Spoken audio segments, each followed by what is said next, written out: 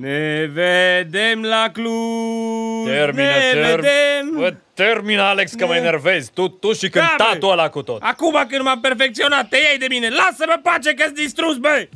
Da, Alex cu Andrei sunt din nou în parc pe bancă. Cu doar o zi înainte, cei doi băieți ajutați de Flavius de la trupa Hara au strâns împreună 1000 de lei, iar lucrurile păreau în sfârșit că se îndreaptă. Se vedea luminița de la capătul tunelului, dar, din păcate... Păi n-a rămas că mulțim banii ăia, bă. Am făcut cum ne-am înțeles, cap-codă. Am mers la păcănele, i-am pus un pic în mișcare, pac, 1000 de euro minim am scos, sau am fi scos, ca să-i băgăm pe toți în cireșe. Mergeam în piață, vindeam cireșele, luam apartamentul, fraieream studenții de Cluj. Și unde mi-ați cireșele alea? Sau apartamentul? Sau măcar 1000 aia de lei, măi, Alex? Bine, mă, dar ne-au lucrat, mă, dar e evident că ne-au lucrat. Știu sigur că trebuie să intre lămâile alea. Când am dat pe buton a 3 oră, pac, cling, bă, trebuie să fie lămâi, mă. Omule, știi care-i problema, de fapt? Da, știu, clar. Am de dat 80 de miliarde de euro înapoi la Uniunea Europeană. 80, bă! Ideea, Alex, ascultă-mă, ideea e că ai nevoie de awareness ca să poți să produci bani. Am nevoie să fiu primar, bă! Votați Alex Crăciun, schimbarea în bine! Și îmi dați un loc de muncă 4 ani și strâng eu cumva banii aia, că altfel îți topit. Alex, ascultă-mă un pic.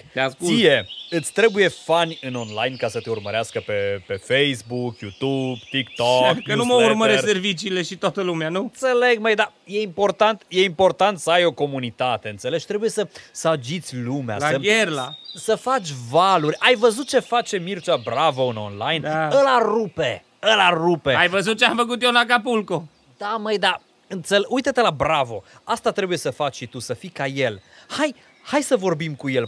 Poate ne învață pe noi cum să avem notorietate mare pe internet ca să vindem chestii și să facem în final ăia 80 de miliarde de euro. Da. Bravo, Crăciun! Ai toți banii pentru relansarea economică a Românistanului și acum ție trebuie like-uri, bă! Bă, like-uri pe Facebook! Mă omor!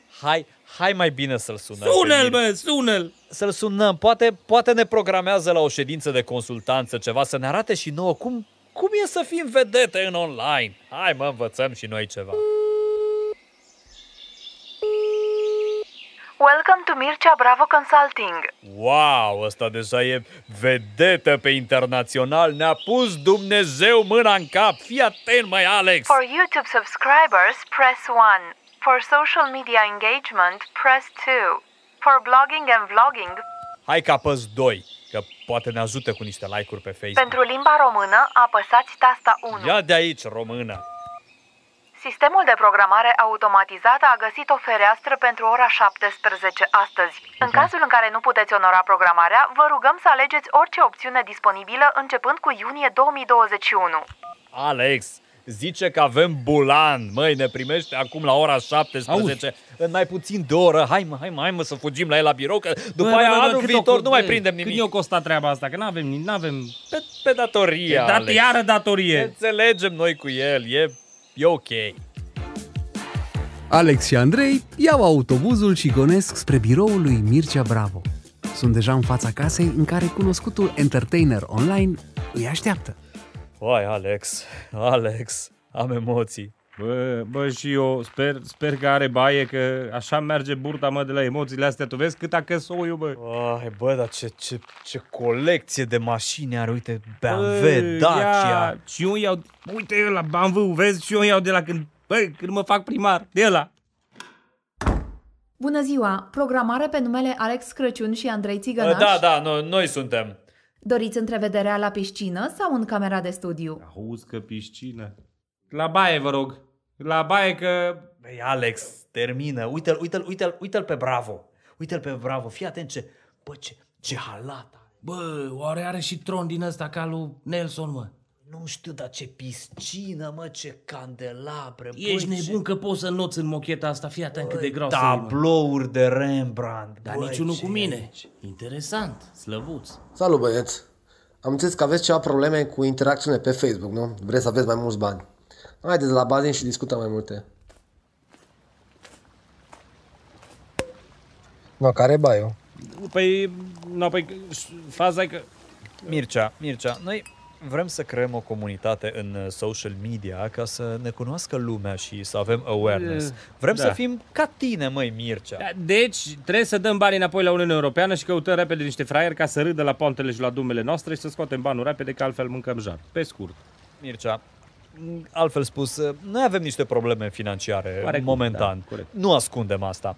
Sigur, dintr-o greșeală pe care am făcut-o, n-are rost să mai vorbim acum. Ne-am împiedicat de o bere în Acapulco, pe scurt. Ne gândim acum la o campanie online targetată pe oameni cu posibilități materiale ca să strângem donații. Dar ce se întâmplă, Mircea? Avem nevoie de o poveste, un story cu care oamenii să rezoneze. Deci eu cred că vreau să-ți spun că am spart în Acapulco 80 de miliarde de euro și ne trebuie rapid niște bulangii cu bani care să acopere gaura. Repede, dacă se poate ieri. Eu vă înțeleg, dar treaba e un pic mai complicată. No, eu, de exemplu, am muncit mai mulți ani ca să-mi fac awareness și să-mi aduc followers în online. Adică cum să vă explic? Ideea e să creați conținut, să fiți autentici și comunicați pe cât mai multe canale. Bă, deci eu mă bag în toate canalele, omul lui Dumnezeu. Înot cu șobolanii dacă trebuie, iau de ghid, mă, îi bat cu forța lor, mă, numai să scot banii. Eu la canale online mă refeream, știi? Adică YouTube, Facebook, Instagram. Și foarte important să aveți copii buni când postați. Că eu nu mai fac copii, Mircea, dragă, am destule pensii alimentare de dat și datorii, lasă-mă. Și apoi e important ce faci cu cei care îți vin pe canalele de ascultare, știi? Concentrează-te să-ți construiești comunitatea pe un singur canal. Mai mult. Încearcă să mergi mai mult decât follow sau subscribers. Încearcă să mergi la subscriber la un newsletter. Adică un loc cât mai conectat, dar fără tine în el. Ai înțeles, Alex? Sunteți voi deștepți, voi, berbecilor. Întâi înveți regulile jocului și după aia descoperi cum le poți modifica. Adică lansează, adună oameni, testează, observă detalii și apoi adaugi artificii și alte canale. Asta e părerea mea. Eu te înțeleg perfect, problema e că eu am făcut greșeala de a-mi împrăștea atenția și implicit toți banii care nu erau ai mei și nu a fost bine deloc, așa că mulțam de idee. Succes și ne auzim în online, da? Colega mea o să vă taie factura și vă comunică prețul. Alo, băieții, stați puțin, unde fugiți? Vreți să fiți ca Mircea Bravo? Trebuie să plătiți. Așa mi se pare normal, nu? În mai puțin de o oră, Alex și Andrei pleacă din biroul lui Mircea cu o nouă strategie. Sunt pregătiți să atace online-ul. Hai că o rupem. Avem Facebook, YouTube, Instagram. Facem 1.000.000 de follower până de seară că e show.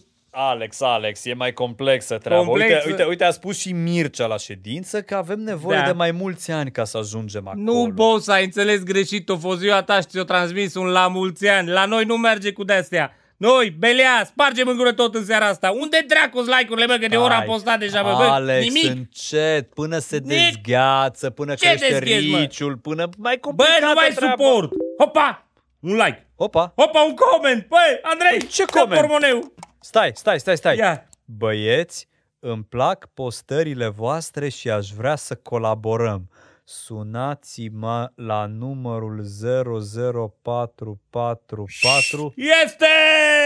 Ăsta-i Garcia, gata, am găsit unul care dă banii. Hai, sună repede, e pe business. Bă, stai că prefixul nu e de România, stai un pic. Ce ăștia cu bani sunt în România, dă-i. Gata, hai, sună. Facem bani. Alo, senior Navidad, domnul Crasiun, da? Bă, ești nebun. De la hotel din Acapulco vă sun. Acapulco, mă. Ați mai comandat o sina tradițională românescă cu sarmaluse în foi de vita. Nu, în foi de visa. Auzi că sarmaluse în foi de visa. Da.